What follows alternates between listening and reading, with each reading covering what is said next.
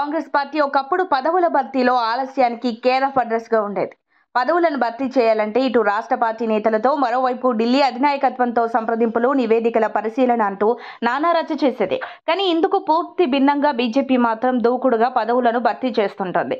కానీ ఇదంతా ఒకప్పటి ముచ్చటన్న టాక్ వినిపిస్తోంది.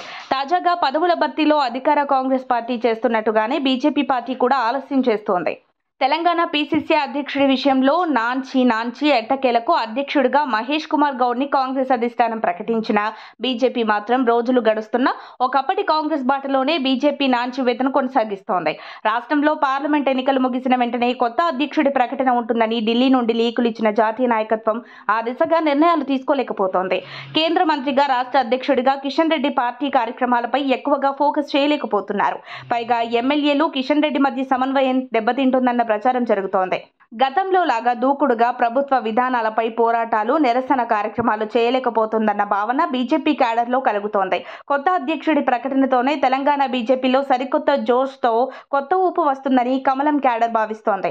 కానీ జాతీయ నాయకత్వం మాత్రం ఆ దిశగా దృష్టి పెట్టకపోవడంపై పార్టీలో తీవ్ర చర్చ జరుగుతోంది. కిషన్ రెడ్డి స్థానంలో మరో నేతకు బాధ్యతలు అప్పగించేందుకు ఎందుకు సంకోచిస్తున్నారు అని చర్చిస్తున్నారు భాజపా నేతలు.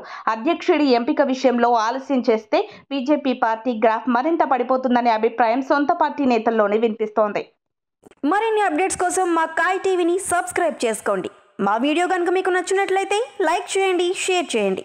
మీ విలువైన అభిప్రాయాలను కామెంట్ బాక్స్లో తెలియజేయండి.